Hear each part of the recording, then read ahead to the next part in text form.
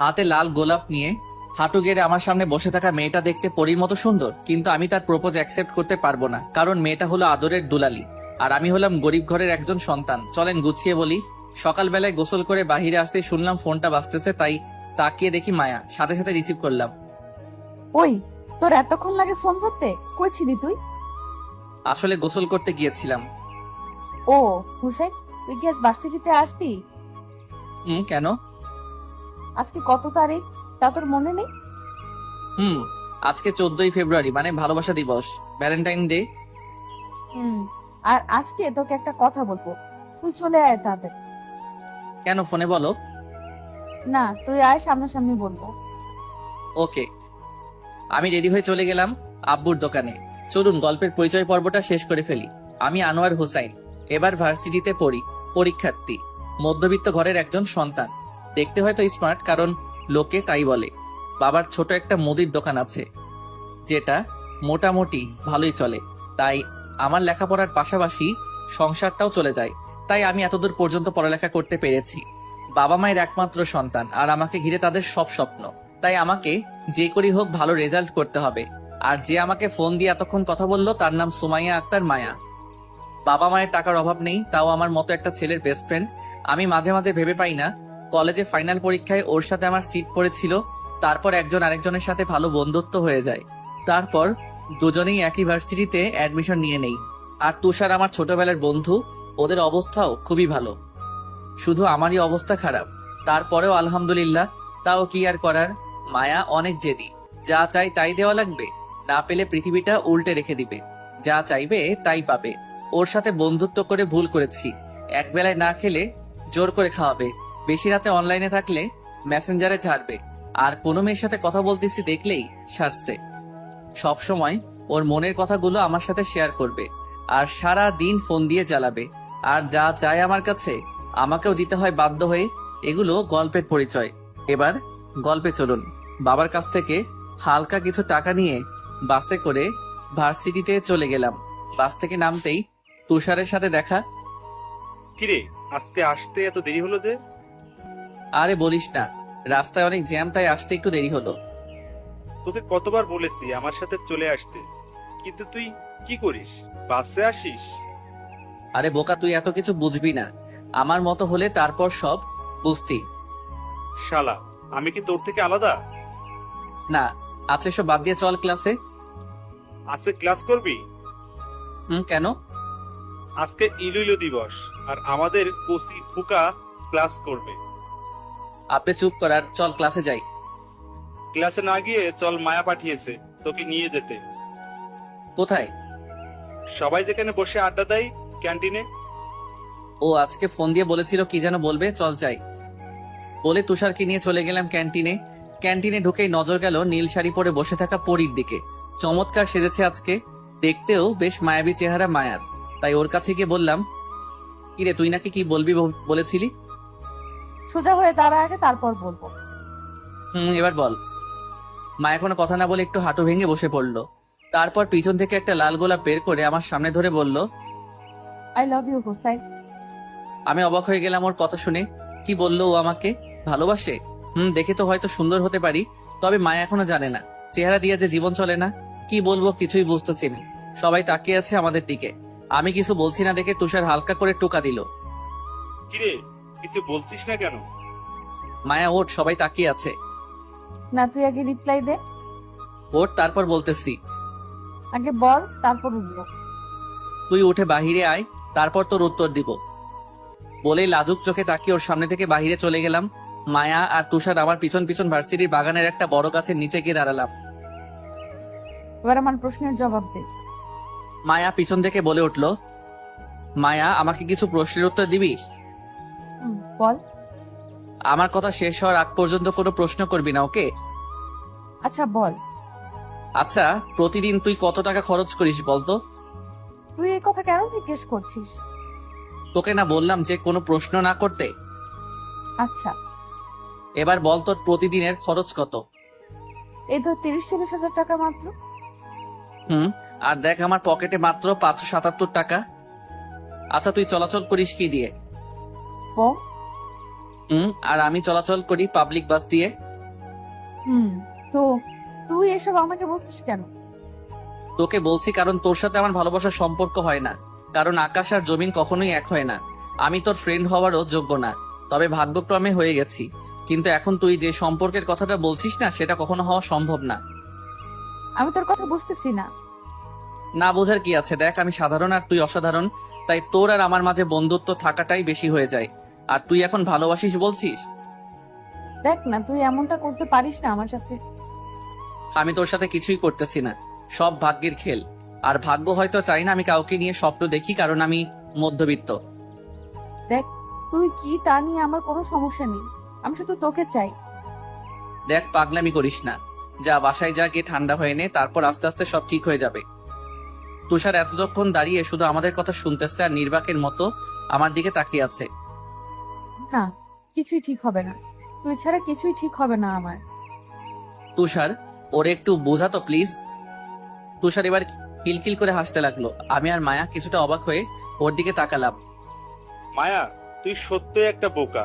হুসাইন হয়তো তুই ঠিকই বলেছিস, তবে মায়া তার বোকামের কারণেই আজ এমন পরিস্থিতি হয়েছে। কি বলতে চাইছিস তুই? আমি অনেক কিছুই বলে দিতাম যদি হুসাইন এখানে না থাকতো। মানে? মানে কিছুই না। এখন চল বাসায়।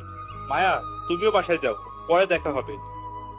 বলে আমাকে নিয়ে চলে আসতে লাগলাম। তুষার এতক্ষণ কি বললো তা মায়া ভাবতে লাগলো, আর আমাদের যাওয়ার দিকে তাকিয়ে রইলো।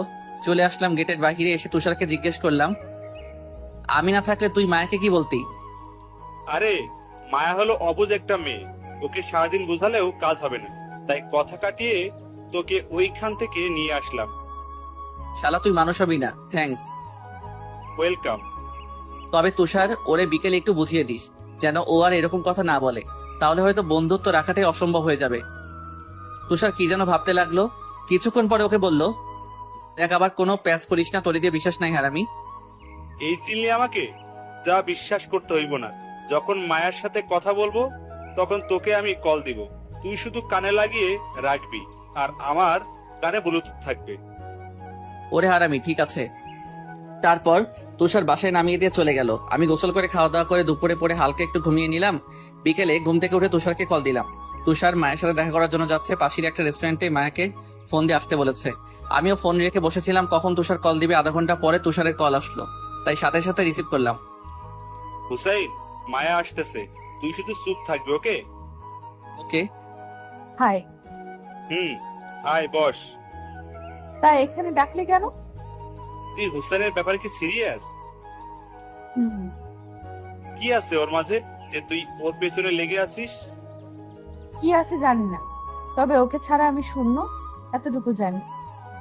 দেখ, ও চাই তুই এই ব্যাপারটা নিয়ে বাড়াবাড়ি করিস না, তাহলে হয়তো ওর সাথে বন্ধুত্বটাও হারাবি। ও বলছে এই কথা? শুন, তুই ওর পরিবেশে কখনো থাকতে পারবি না। তুই ভালো হয় ওর জীবন থেকে সরে দাঁড়া। এই তুষার, তুই তো একটু বোঝ আমাকে। ওকে একটু বোঝা না প্লিজ, তোর পায়ে পড়ি। নিজেকে এখন ফাটা বাঁশের সিপাই পড়ে থাকার মতো লাগতেছে। Please please please. তুষার, তুই ওকে আর একটু বোঝা, না হলে ও আবার এসব ভূত চেপে থাকবে। মায়া, তুই এত পাগলামি করিস কেন? দেখ, ও হলো বস্তির ছেলে, ওর সাথে তোর মতো এত বড় ঘরের মেয়েকে মানায় না। তুই এসব বলছিস কেন? বলতেছি কারণ ও ছোট লোক, ওর সাথে তোর যায় না, তাই তুই ওকে ছেড়ে দে। দেখ, রাগ করতেছে আমার। ওকে নিয়ে আর যদি এমন কথা শুনি তাহলে তোকে লাথি মারবো বলে দিলাম। ওকে, তুই যেটা ভালো বুঝিস কর, পরে আমাকে বলবি না। ওকে, তুই থাক, আমি গেলাম। তার তুষার মায়াকে আঙ্গুল দিয়ে দেখালো, বোঝালো চুপ হয়ে থাকতে। মায়াও কিছু বুঝতে না পেরে চুপ হয়ে বসে রইলো। তারপর তুষার আমাকে বলতে লাগলো, হুসাইন, সবই তো শুনলি, আচ্ছা তুই ভেবে দেখ কি করবি। ওকে রাখি তাহলে। আর ওইদিকে তুষার কান থেকে ব্লুটুথ খুলে টেবিলে রাখলো। তারপর মায়াকে বলল, এবার বুঝলি কেন এতক্ষণ হুসাইনকে পচাইতেছিলাম? ও কি এতক্ষণ সব শুনেছে? হুম। তোদের কি হয়েছে বলবি একটু? কিছুই হয় নাই, তবে তোকে যা বলতেছি তা একটু শোন। বল, কি বলবি? আসলে আমিও চাই তুই হুসাইনেরই হ, কিন্তু হুসাইন সবকিছু ভালোভাবে চিন্তা বিবেচনা করে কথা বলে, তাই আমি ওকে বুঝতে পারি না। তবে এখানে তোরও একটা ভুল আছে। আমার আবার কি ভুল? তুই হুসাইনকে প্রপোজ করতে গেলি কেন? ওকে আগে নিজে জালে ফাঁসিয়ে তারপর না হয় প্রপোজ করতি। বলদি কোথাকার। ঠিক বলেছিস। আচ্ছা, আগে এটা বল, আঙ্কেল আন্টি জানে যে তুই হুসাইনকে ভালোবাসিস? আমি বলে দিয়েছি আব্বু আম্মুকে। কি বলেছে আঙ্কেল আন্টি? ওনারা বলেছে আমি যাকেই পছন্দ করি ওনারা তাকেই মেনে নিবে, আর হুসেনকে তো ওনারা আরো আগেই মেনে নেবে। ওকে, তাহলে তুই এর পিছনে লেগে থাক, আমি বাকিটা দেখতেছি। ওকে প্লিজ, ওকে একটু বুঝিয়ে বল যেন রাজি হয়ে যায়। Please Tushar, please. আরে বোকা, বললাম না আমি দেখতেছি। ওকে জালে ফেলে হলেও তোর করে দিব, কথা দিলাম। থ্যাঙ্কস। ওয়েলকাম। জানিস ও এমন আচরণ করবে আমি তা ভাবতেও পারিনি। বলেই মায়া কাঁদো কাঁদো মুখ করে ফেললো। মায়া প্লিজ কাঁদিস না, এটা পাবলিক প্লেস, তুই কানাটা থামা। ওকে। শোন, আমি তোকে কথা দিলাম, হুসাইন তোর হবেই। এখন আমি উঠি, কালকে দেখা হবে। আচ্ছা। বলেই দুজনে বেরিয়ে চলে আসলো। পরের দিন সকালে রেডি হয়ে আবার বাসে করে চলে গেলাম কলেজে। কলেজে এসে তুষারের সাথে দেখা। কিরে মামা, আজকে এত লেট করে আসলি? আজকে একটু কাজ ছিল বাসায়, তাই। তা কি ভাবলি আজকে সারা রাত? দেখ, আমি যতই ভাবি না কেন, আমি ওকে জেনে বুঝে জাহান্নামে আনতে পারি না। আচ্ছা, তুই আমাকে একটু বলবি যে ওকে মেনে নিতে সমস্যা কোথায়? সমস্যাটা অনেক জায়গায়। দেখ, ও আমার ফ্যামিলিতে এসে নিজেকে মানিয়ে নিতে পারবে না, ওর জীবনটা তেজপাতা হয়ে যাবে, তাকে তুই বুঝিস? দেখ, ও হয়তো তোর জন্য সব করতে পারে, ও হয়তো তোর ফ্যামিলির সাথে নিজেকে মানিয়ে নিতেও পারবে। প্লিজ এখন এমন হাস্যকর কথা বলিস না, প্লিজ এখন হাসতে পারবো না। এখানে হাসির কি বললাম? আচ্ছা তুষার, তুই আমাকে কিছু প্রশ্নের জবাব দে তো। বল। যে মেয়ে নিজের হাতে কফি বানিয়ে খায় না, সে নাকি আবার আমাদের সংসারে সব কাজ করবে? এটা কখনো সম্ভব না। আর আমাদের এত টাকা নেই যে ওর জন্য আমি কাজের বুয়া রাখবো। তুষার এবার চুপ হয়ে গেল আর আমার দিকে অবাক হয়ে তাকিয়ে আছে। শোন, আবেগটা থাকে কিছুদিন, তারপর সবকিছু শেষ হয়ে যায়। থাক, তোকে এসব বলেও লাভ নেই, তুই কি কখনো বুঝবি না? চল এবার ক্লাসে যাই। ক্লাসে পরে যাব, চল আগে মায়ের সাথে দেখা করে আসি। তুই যা, আমি গেলাম ক্লাসে। না হলে আবার আমাকে দেখলেই শুরু হয়ে যাবে ওর সেই পাগলামিটা। তুই আয়, আমি আসি না। ওকে চল। বলেই দুজনে চলে গেলাম বাগানে, কারণ মন খারাপের সময় মায়া এখানেই এসে বসে থাকে। গিয়ে দেখি ও পুকুরের দিকে মুখ করে বসে আছে, তাই পিছন থেকে তুষার ডাকলো মায়াকে। কিরে মায়া, তুই এখনো এখানে বসে আছিস? দেখ কে এসেছে। আমাদের কথা শুনে মায়া তাড়াতাড়ি চোখগুলো মুছে ফেললো, তারপর আমাদের দিকে ফিরে তাকালো। কিরে মায়া, তুই কান্না করতেছিলি নাকি? আরে না, আয় বস। আমাদের আর মিথ্যা বলিস না, আমি সবই জানি। আরে না হুসাইন, আয় বস। আমি গিয়ে একটু দূরত্ব রেখে বসলাম, আর তুষার এসে আমাদের মাঝখানে বসে গেল। বল, এখন কি নিয়ে গল্প করা যায়? জানি না। ও আচ্ছা, তোদের দুজনকে এখানে আসার আসল কারণ কি জানিস? তুষারের মুখে এমন কথা শুনে আমি অবাক হলাম, তাই ওর দিকে ঘাড় বাঁকা করে তাকালাম। শোন, তোরা দুজন মিলে মুজিবনগর পার্কে যা, তাহলে ভালো হবে। না হলে এভাবে চুপচাপ আর দুজনকে থাকতে হবে না। দেখ, ও যেই কথা বলতেছে সেটা কখনোই সম্ভব না, আমি জানতে চাই কেন সম্ভব না? কারণ আমি তোর যোগ্য না। কেন, তোর কিসের অভাব? লেখাপড়ায় ভালো, স্মার্ট, আর মনের দিক থেকে তো তুই বেস্ট। আর ভবিষ্যতে তুই তোর ট্যালেন্ট দিয়ে যে কোনো ভালো বড় চাকরি পেতে পারিস, তাহলে আর সমস্যা কোথায়? তুই আমার বড় চাকরি পাওয়ার কথা বলতেছিস, সেটা পাওয়ার জন্য যে ঘুষ লাগে তা কি তুই জানিস? আর যদিও ভাগ্যক্রমে পেয়েও যাই, তাহলে স্যালারি কত হবে? বেশি হলে 1 লক্ষ টাকা, তাতে তা একদিনের মার্কেটের টাকা। আর সারা মাস কি তুই না খেয়ে থাকবি? তোর মেকআপ আর অন্যান্য খরচগুলো না হয় বাদই দিলাম। দেখ, আমি একদম ভালো হয়ে যাব, আমার এত কিছু লাগবে না, তুই হলেই চলবে। দেখ মায়া, আবেগ দিয়ে দুনিয়া চলে না। আমি জানি তুই আবেগের বশে অনেক কিছু করতে পারিস, কিন্তু যখন বাস্তবতা সামনে এসে দাঁড়ায় না, তখন আবেগ পালিয়ে যায়। তাই বলছি, পাগলামি করিস না। দেখ, আমাকে এত বোঝাতে আসবি না, আমি তোকে চাই ব্যাস। দেখ, একটু বোঝার চেষ্টা কর। তুই মধ্যবিত্তদের মতো করে বাঁচতে পারবি না। তুই পারবি না শুধু ভাত মাছ আর ডাল দিয়ে বেলা পার করতে, পারবি না 300-400 টাকা হাত খরচ নিয়ে দিন পার করতে। এই হাত খরচ থেকে টাকা বাঁচিয়ে আব্বু আম্মুর জন্য কিছু গিফট দেওয়া। তুই পারবি না 2-3টা শাড়ি দিয়ে মাস পার করতে। তুই পারবি না বাসে সবার সাথে চাপাচাপি করে ভার্সিটিতে আসতে। তুই পারবি না ভোরবেলায় উঠে বাসায় সবার জন্য নাস্তা রেডি করা আর সারাদিন গাধা মতো খাটা। তুই পারবি না সবার মুখের দিকে তাকিয়ে নিজের স্বপ্নগুলো কোরবানি দিতে। তাই বলতেছি, তোর জন্য ভালো হবে তুই নিজের লেভেলের একটা ছেলেকে বিয়ে করে নিজের সব স্বপ্ন পূরণ কর। লাইফটা আরামে পার করে দিতে পারবি। আর আমাকে বিয়ে করলে তুই জিন্দালাশ হয়ে যাবি। তখন আফসোস হবে, কারণ বাস্তবতা মৃত্যুর চেয়েও কঠিন, যার সামনে তুই এখনো করিসনি। আমি সব করতে পারবো তোর জন্য। এবার রাগটা আমার মাথার উপর উঠে গেল, তাই নিজেকে আর সামলাতে পারলাম না। ঠাস করে একটা চর বসিয়ে দিলাম ওর গালে। মায়া চর খেয়ে অবাক হয়ে গেল, আর এতক্ষণ আমাদের কথা শুনতেছিল। তুষারও চমকে উঠলো।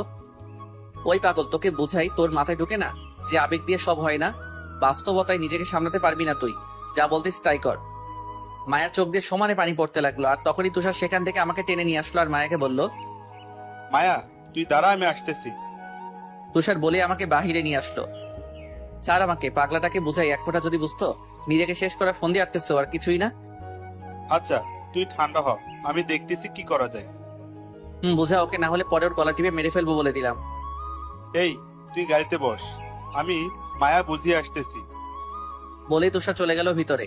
ভিতরে গিয়ে তুষার দেখলো মায়া এখনো কাঁদতেছে। মায়া কাঁদিস না। দেখলি তো ও কেমনটা করলো? কি হয় আমাকে একটু ভালোবাসলে? দোষ তোর না, দোষ হলো সুমায়া। মায়া এবার কান্না থামিয়ে তুষারের দিকে তাকালো। সুমাইয়া কে? হুসাইন, তোকে কখনো সুমায়ের কথা বলেনি? না, কে সুমাইয়া? তাহলে শোন, আমরা দুজন তখন ক্লাস 10-এ পড়তাম। হুসাইন ক্লাসের ভালো ছাত্র ছিল। ও খুব ভালো গল্প লিখত। অনেক মেয়ে গল্প পড়ে প্রেমে পড়ে যাইত। তার মধ্যে হঠাৎ একটি আইডি থেকে এসএমএস আসে হুসাইনের গল্প লেখা পেজে। কি ছিল সেই এসএমএস এ? তুই চুপ করে শোন, কোনো কথা বলবি না। বল। হুসাইন প্রতি গল্পের শুরুতে লিখে দিত, অনুমতি ছাড়া কপি করা নিষিদ্ধ। তাই সুমায়া এসএমএস দেয়, লেখক সাহেব, আপনার একটি গল্প কপি করব, যদি অনুমতি দেন। অবশ্যই গল্প কপি করতে পারেন, কিন্তু কিছু শর্ত আছে। কি শর্ত বলেন? প্রথমত, লেখকের জায়গায় আমার নাম এবং শেষে পেজ লিংক দিতে হবে। আচ্ছা। কোন গল্প কপি করবেন? সিনিয়র আপুর সাথে প্রেম সৃজন। ওকে, আপনার বাসা কোথায় জানতে পারি? চুয়াডাঙ্গা। আপনার? মেহেরপুর। এইভাবে কথা বলতো। বলতে বলতে সুমাইয়ার সাথে ফ্রেন্ডশিপ হয়ে গেল হুসাইনের। তারপরে একদিন হুসাইন আমাকে এসে বলে, আমি সত্যি সুমাইয়াকে ভালোবেসে ফেলেছি। তখন আমি হুসাইনকে বললাম প্রপোজ করতে। সুমাইয়াকে যেই ভাবা সেই কাজ, হুসাইন গিয়ে প্রপোজ করে। সুমাইয়াও গ্রহণ করে নেয়। আস্তে আস্তে সুমাইয়ার প্রতি ভালোবাসা বেড়ে যায়। সুমাইয়ার সাথে ভিডিও কলে কথা বলতো, তার পিক সব জায়গায় সেট করে রাখতো। এক কথায় সুমাইয়াকে পাগলের মতো ভালোবাসতো। এইভাবে 2 মাস কেটে গেল। একদিন হুসাইন সুমাইয়াকে বলল, এই সুমাইয়া, তুমি কয়দিন ধরে আমাকে ইগনোর করছো কেন? আমাকে ভুলে যাও, আম্মু আমার বিয়ে ঠিক করে ফেলেছে। কি বলছো? তোমার বিয়ে ঠিক হয়েছে, তাহলে আমার কি হবে? তুমি প্লিজ আমাকে ভুলে যাও। আচ্ছা, তোমার হবু স্বামী নিয়ে সুখে থাকো। কিছুক্ষণ পরে হুসাইন আমার কাছে আসে। আমার সাথে এমন হওয়ার ছিল? কি হয়েছে? সুমাইয়া বলল, আপনাদের তো বললাম, তাই দ্বিতীয়বার লিখলাম না। আচ্ছা, তুই সুমাইয়াকে গুলো বলবি, পরে যদি ভুল বোঝে? পরে দেখা যাবে। হুসাইন আমার কাছ থেকে বাসায় গিয়ে সুমাইয়াকে ফোন দেয়। ফোন রিসিভ করার পরে, কি হয়েছে? তোমাকে নিষেধ করার পরেও কেন ফোন দাও? আর ফোন দিব না, একটি কথা শুনো। কি হয়েছে তাড়াতাড়ি বলো, যত সম্ভব। আমাকে বিয়ে করবে? কিভাবে? পালিয়ে। জীবনেও না। তুমি যদি আমার সাথে বিয়ে না করলে, তোমার যত পিক আছে ফেসবুকে ভাইরাল করব। এই মানুষকে আমি ভালোবেসেছিলাম, আর তোমাকে বিশ্বাস করে সব করেছি, পিক দিয়েছি, আর তুমি আমার সাথে বিশ্বাসঘাতকতা করলে। আমি তোমাকে ছাড়া বাঁচতে পারবো না, প্লিজ এমন করো না। তুমি আমাকে আর ফোন দিবে না, যদি আমাকে সত্যিকারের ভালোবেসে থাকো, আর ফোন দিবে না। তুমি সুখী হও সেই দোয়া করি। সেই রাতে হুসাইন আমাদের আড্ডাখানায় এসে বলে, তোর বুদ্ধিতে কাজ হলো না। কি বলেছে? আমি যদি তাকে ভালোবেসে থাকি, তাহলে তাকে যেন ফোন না দেই। আচ্ছা, একটি আইডিয়া আছে। থাক তোর আইডিয়া, আমি বাসায় যাচ্ছি। হুসাইন বাসায় যখন যাচ্ছিল, আমার কেমন সন্দেহ হলো, তাই আমিও ওর পিছু নিলাম। তারপর কিছু দূর যাওয়ার পর হঠাৎ করে দেখি বিষের বোতল বের করে। হুসাইন মুখে দিতে যাচ্ছে, সাথে সাথে আমি গিয়ে ঠাস ঠাস করে 2টা থাপ্পড় দিলাম, আর বলতে লাগলাম, দোস্ত, তুই একটি মেয়ের জন্য বিষ খেতে যাচ্ছিস? আমাকে মরতে দে তুষার, তুই সামনে থেকে সর। দোস্ত, তুই যদি মরে যাস, সেই মেয়ে ঠিকই সুখে থাকবে, কিন্তু তোর মা বোন বাবাকে কে দেখবে? হুসাইন নিশ্চুপ। আমার মাথায় হাত দিয়ে বল, আর কোনোদিন আত্মহত্যা করবি না। আচ্ছা, আর করবো না। এই ছিল হুসাইন আর সুমাইয়ার প্রেম কাহিনী। বুঝতে পারলে মায়া? এখন আমি কি করব বল। আর কিছুদিন ওর পিছনে লেগে থাক, না হলে পরে দেখা যাবে। ওকে। তুই থাক, হুসাইন গাড়িতে বসে আছে, আমি যাই। তারপর তুষার আবার ফিরে আসলো। কিরে, এতক্ষণ কি করলি? এই তো একটু বুঝতে সময় লাগবে। ও, আজকে আর ক্লাস করবো না, বাসায় চলে যাব। শালার মুডটাই নষ্ট করে দিল। ওকে চল। বলে তুষার আমাকে বাসায় নামিয়ে দিয়ে চলে আসলো। এভাবে কয়েকদিন চলে গেল। আর মায়া পাগলের মতো আমার পিছনে পড়েছিল, কিন্তু আমি বারে বারে সেই একই কথা। মায়াকে যাই বলি না কেন, ও সবকিছু স্বাভাবিকভাবে নেয় আর পাগলের মতো পিছে পড়ে আছে। এক সকাল আমি কলেজে এসে তুষারের সাথে দেখা করলাম। তারপর ক্লাসে যাওয়ার সময় দেখা হয় মায়ার সাথে। হাই জানু, কেমন আছো? দেখ মায়া, আমি আগেও তোকে বলেছি যে আমাকে এভাবে ডাকাবি না। সেটা নিয়ে বাড়াবাড়ি সম্ভব না। কোনটা সম্ভব না? তুই কখনো আমাদের মতো চলতে পারবি না, তাই তুই আমার পিছনে আসিস না প্লিজ। আমি তোমার জন্য সব করতে পারবো। কি করতে পারবি তুই বল আমাকে। তুমি যা বলবে সব করতে পারবো, একবার বলে তো দেখো। সব করবি তাই না? তাহলে চল। বলেই আমি মায়ের হাত ধরে টেনে ভার্সিটির বাহিরে নিয়ে আসলো। জানো তুমি আমাকে কোথায় নিয়ে যাচ্ছ? আগে যাই, তারপরে বুঝতে পারবি। আগে চল। তুষার গাড়ি স্টার্ট দে। তুষার গিয়ে গাড়ি স্টার্ট করলো। তারপর মায়াকে নিয়ে সোজা বাসায় চলে আসলাম। তারপর মায়াকে নিয়ে ভিতরে গেলাম। গিয়ে আম্মুকে ডাকলাম। কি রে, এভাবে ডাকছিস কেন? কি করতেছো তুমি? রান্না করতেছি। তুমি গিয়ে রুমে রেস্ট করো, এখন মায়া রান্না করবে। ওই, তোর মাথা ঠিক আছে? ও কেন রান্না করতে যাবে? ও কি রান্না করতে জানে নাকি? ও নাকি আমার জন্য সব করতে পারবে। তা কিছুদিন আমাদের সংসারের কাজ করুক, তাহলেই ওর সব আবেগ জানাল দিয়ে পালাবে। চুপ থাক তুই। মা, তুমি যাও, গিয়ে রেস্ট করো, আর না খেয়ে যাবে না কিন্তু। আর ওই তুষার, তুই দাঁড়িয়ে কি দেখছিস?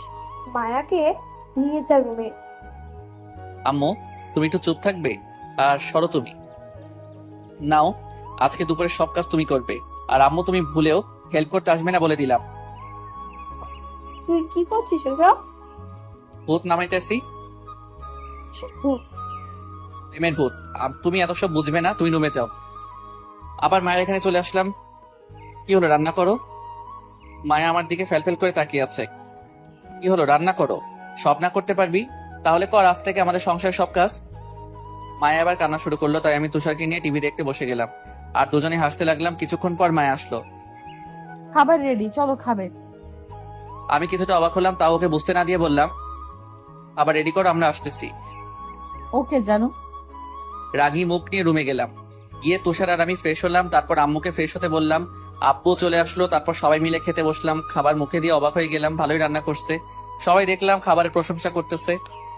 আর সেই প্রশংসাগুলো আমার গায়ে কাটা হয়ে বিঁধতেছিল, তাই খাবার রেখে উঠে চলে গেলাম। গিয়ে ফোন টিপতে লাগলাম। কিছুক্ষণ পর হঠাৎ রুমে কেউ আসার আওয়াজ পেলাম। তাকিয়ে দেখি মায়া হাতে খাবারের প্লেট। কি হলো, না খেয়ে চলে আসলে কেন? দিতে মন চাইতেছে না তাই।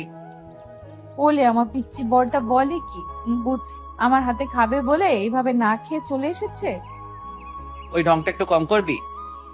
আচ্ছা নাও, এবার লক্ষ্মী ছেলের মতো খেয়ে নাও। মুখের সামনে লোকমা ধরে বল, তুই খা, তোর খাবার আমি খাবো না। প্লিজ খেয়ে নাও। না বললাম না? প্লিজ জানো, প্লিজ। খাবারের উপর রাগ করে থাকতে নেই। আমার খিদে নেই। প্লিজ খেয়ে নাও। না বললাম তো। তারপর মায়া যা করলো তাতে আমি পুরো অবাক হয়ে গেলাম। মায়া আমার গালে চর বসিয়ে দিল। বলছি খা। বলেই মুখে ভাত পুড়ে দিল। আমি অবাক হয়ে ওর দিকে তাকিয়েছিলাম আর ভাত খেতে লাগলাম। সোজা করে বলতেছি কানে যায় না? এবার বাঁকা করেই ছাড়লি? ভালো করে বললে কথা শুনবি, না হলে রাত্রি মেরে কথা শোনাবো, মনে রাখিস। এসব বলতেছিল আর আমাকে ভাত খাইয়ে দিতে লাগলো, আর আমি শান্ত ছেলের মতো খেতে লাগলাম। হঠাৎ দরজার দিকে নজর যেতে দেখলাম তুষার দাঁড়িয়ে দাঁড়িয়ে হাসতেছে। শালা, এসবের কারণে তুই দায়ী। আমি এবার কি করলাম? তুই এখানে দাঁড়িয়ে কি করতেছিস? এই যে তোর বউ তোকে খাইয়ে দিতেছে, সেটা দেখতেছিলাম। ওই, আমি বিয়ে করলাম কবে? তা তো জানি না, তবে এত আদর করে বউ আর মা বাদে কে খাওয়ায় বল? তুই গেলি না, এখন গ্লাস দিয়ে মারবো।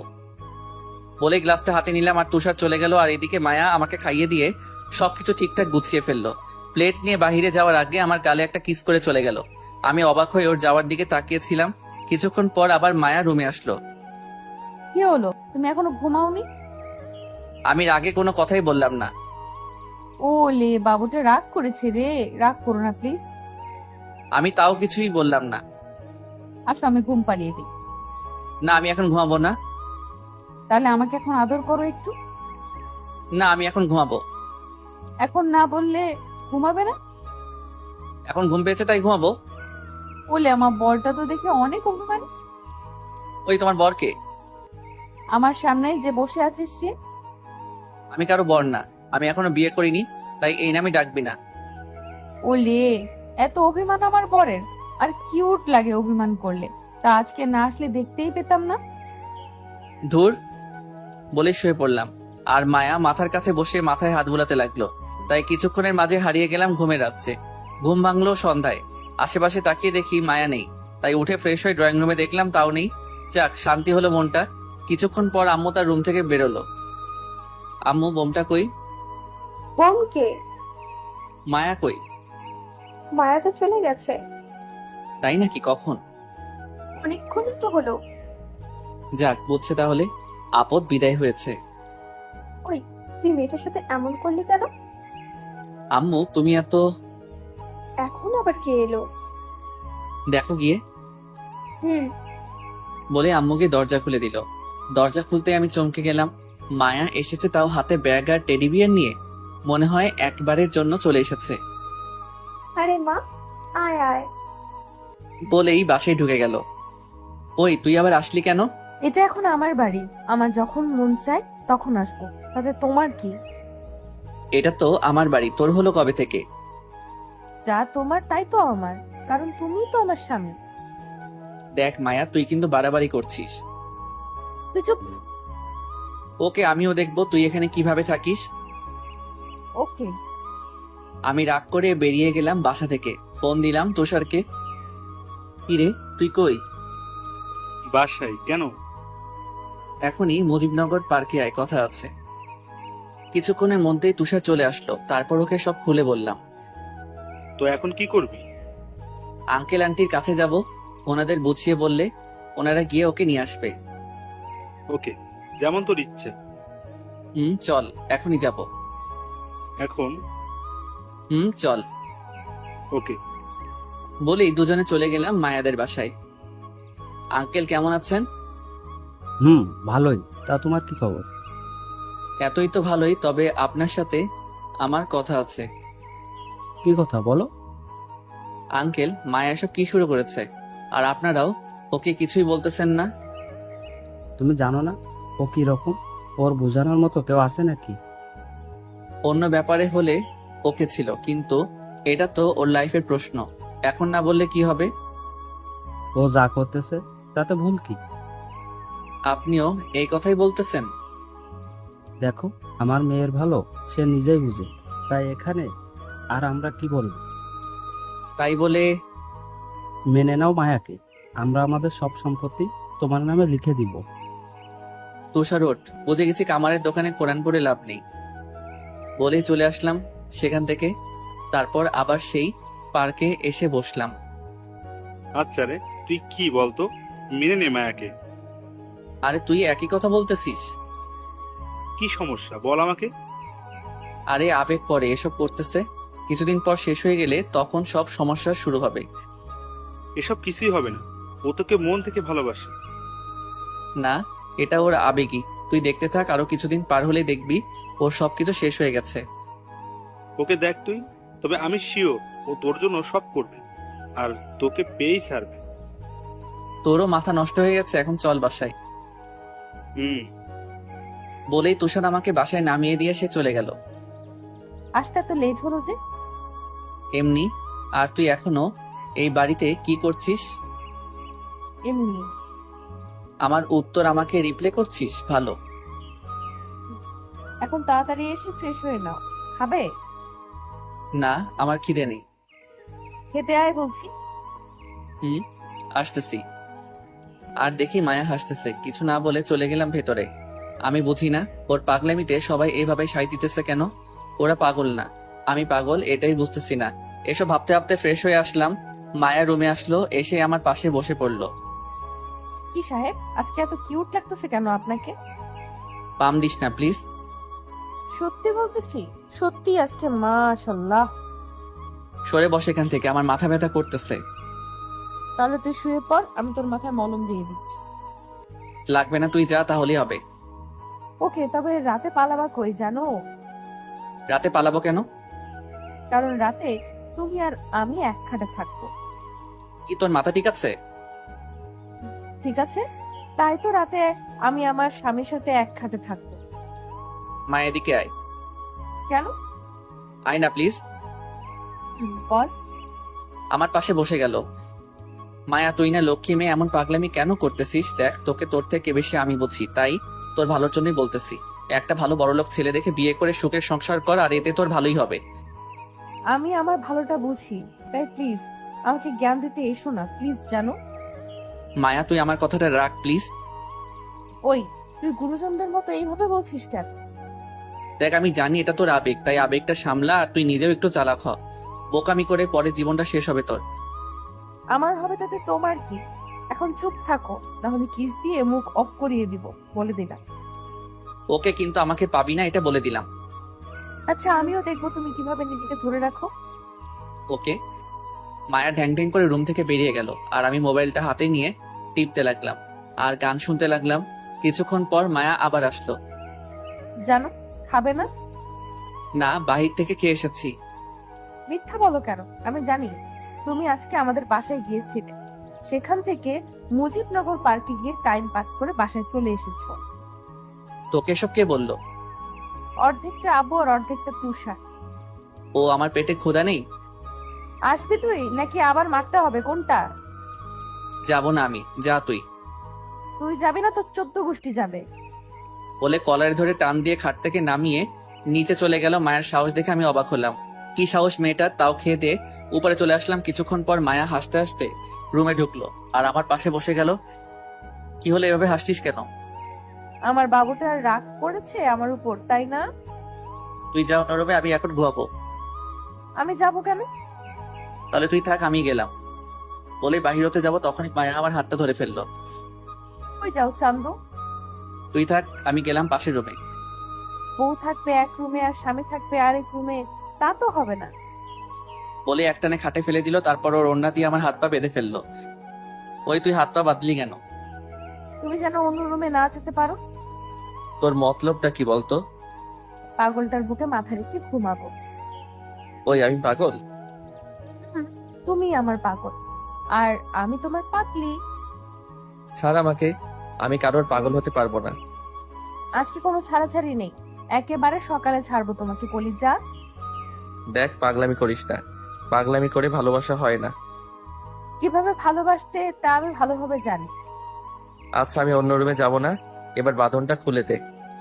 ওয়াদা দে যে বাঁধন খুলে দিলে তুই আমাকে তোর বুকে মাথা রেখে ঘুমাতে দিবি আর অন্য রুমেও যাবি না। আচ্ছা, ওয়াদা দিলাম। আরো একটা ওয়াদা দিতে হবে। কি ওয়াদা? বেশি না, তোর বুকে যখন মাথা রাখবো তখন তুই আমাকে শক্ত করে জড়িয়ে ধরবি। আমি পারবো না। সারা রাত এভাবেই পড়ে থাক। দেখ তুই যেটা বলতেছিস সেটা কিন্তু ইসলামের দৃষ্টিতে পাপ। পরে আমার ইসলামিক জামাই রে, আপনি এত বুঝতে কে বলেছে? দেখ ছাড় আমাকে। তাহলে আমাকে ওয়াদা দে, যেগুলো বলছি সেগুলো করবি। কখনোই না। তাহলে আমিও সব। বলেই মায়া আমার বুকে মাথা রেখে শুয়ে গেল। আমিও ঘুমানোর চেষ্টা করতে লাগলাম। কিছুক্ষণ পর ঘুমিয়ে গেলাম। মাঝরাতে সজাগ হয়ে গেলাম, তাকিয়ে দেখি হাতের বাঁধনটা খোলা আর আমি মায়াকে জড়িয়ে ধরে আছি। তাই তাড়াতাড়ি ওকে ছেড়ে দিলাম আর ওর মায়াবী মুখটা দেখতে লাগলাম।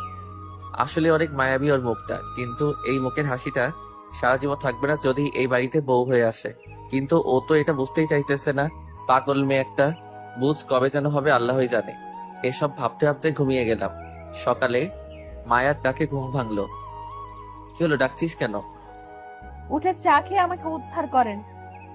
খাবো না আমি, আর তুই যা, এখন আমি ঘুমাবো। এই উঠ বলছি, না হলে পানি এনে গায়ে ঢেলে দিব। বাসায় এসে টর্চার শুরু করে দিয়েছিস, আর যদি তোকে বিয়ে করি তাহলে কি করবি আল্লাহ জানে। তাই আর যাই হোক না কেন তোকে তো আমি বিয়ে করব না। সেটা পরে দেখবো, এখন উঠ তাড়াতাড়ি। উঠতেছি। Good boy. এখন তাড়াতাড়ি করে চা খেয়ে উঠে বাজারে যাও। তুই এভাবে অর্ডার করছিস কেন? কারণ আমি এই বাড়ির বউ, আর তোর কই চা। আমি মানি না। তুই না মানলে কি হইব, আব্বা আম্মু তো মেনে নিয়েছে, এখন আর কোনো সমস্যা নেই। তোকে নিয়ে সংসার কে করবে? তুই? আমার তো ঠেকা পড়ছে যে তোকে নিয়ে সংসার করতে হবে। দুনিয়াতে আর কোনো মেয়ে নাই। তুই আমাকে নিয়ে সংসার করবি, আর কাউকে নিয়ে স্বপ্ন দেখলে তোকে মারবো প্রথমে, তারপর নিজে মরবো, মনে রাখিস। তোকে দিয়ে সম্ভব? কি সম্ভব? মানুষ মারা তোকে দিয়ে সম্ভব? ওই চুপ করে চা খা আর তাড়াতাড়ি বাজারে যা। বলেই চা খেয়ে ফ্রেশ হয়ে চলে গেলাম বাজারে। বাজার করে বাসায় এসে আম্মুর কাছে ব্যাগ দিয়ে হাত পা ধোয়ার জন্য ওয়াশরুমে যেতেই চমকে গেলাম। মায়া কাপড় ধুইতেছে আর কেমন যেন অগোছালো হয়ে বসে আছে।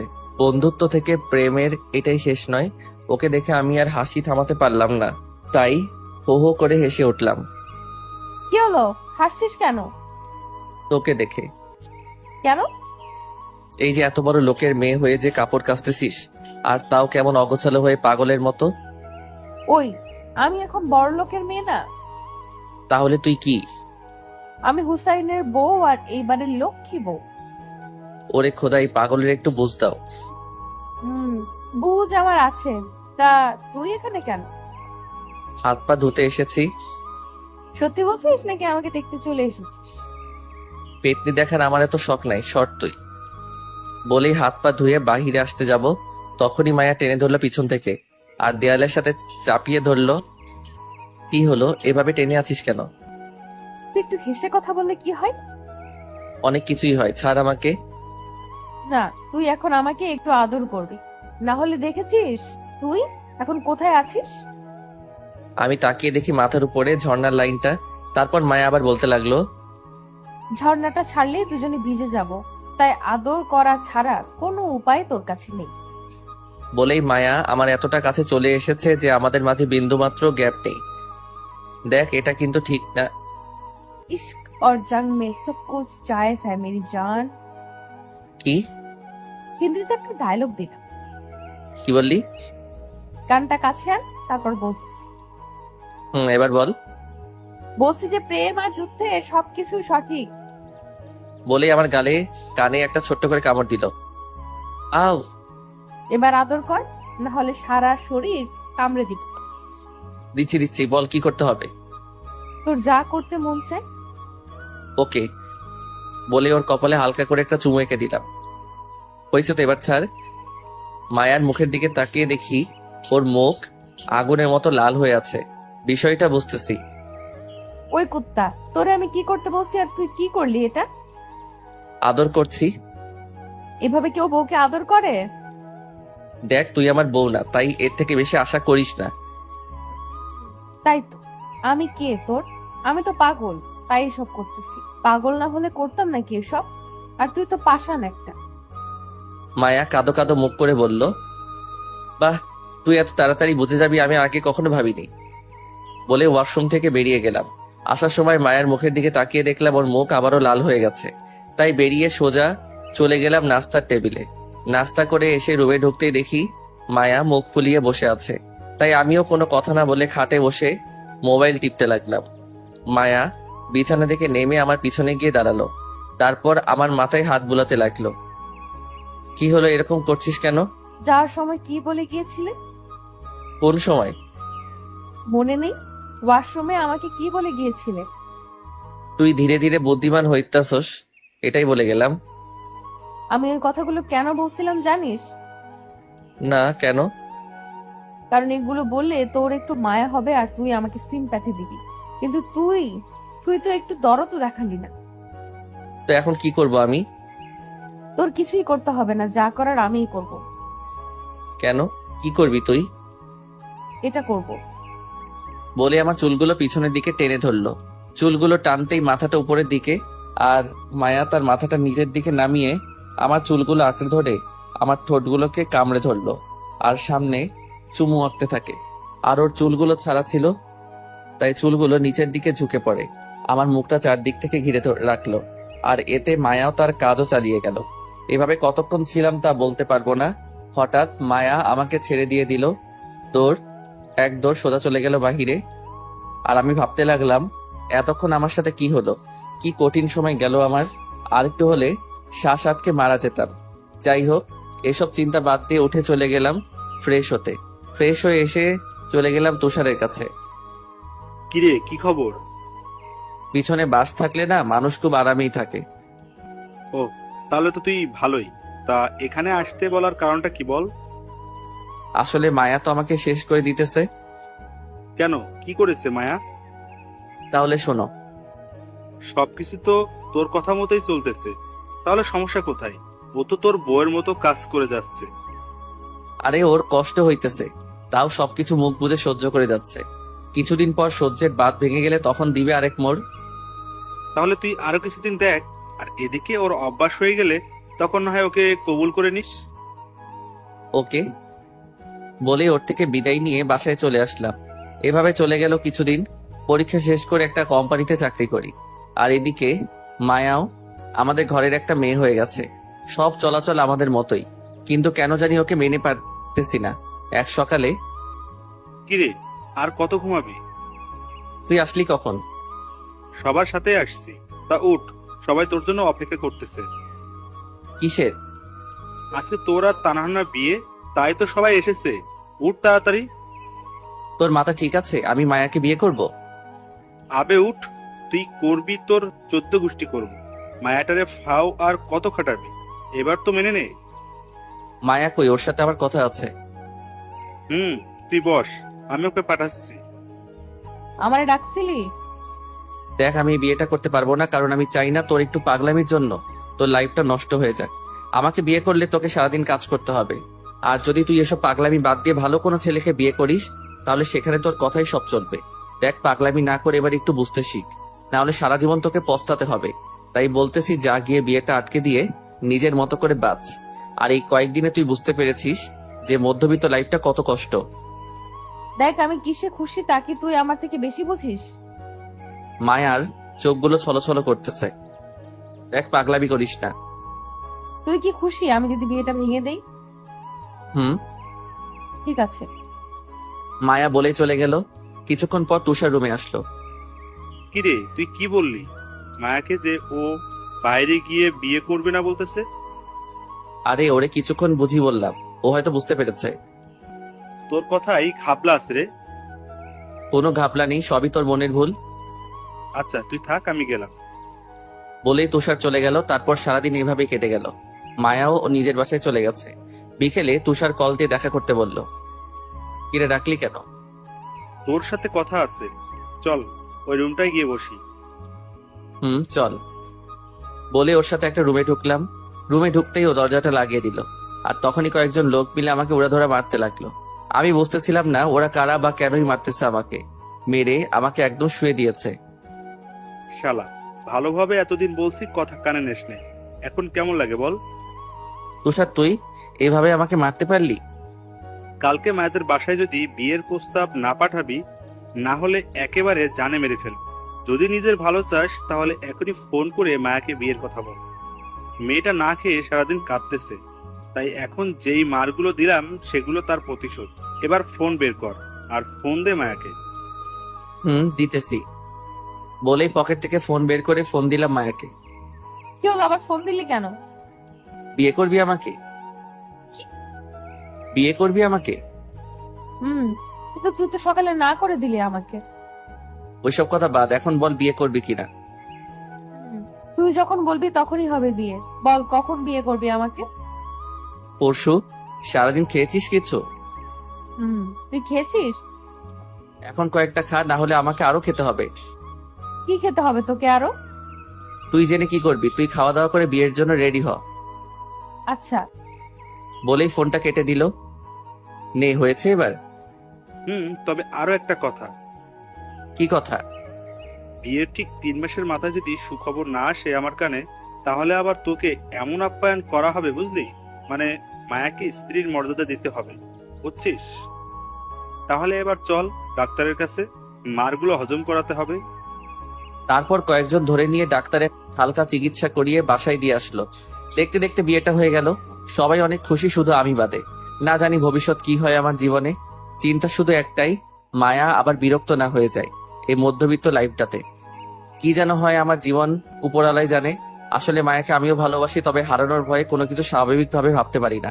মধ্যরাত্রে এসব ভাবতেছিলাম ছাদে দাঁড়িয়ে, তখনই পিছন থেকে আব্বু ডাক দিল। কি হলো, এত রাতে বাইরে কি করো? বৌমা ঘরে একা একা, যাও ঘরে যাও। হুম বলেই নিচে চলে আসলাম।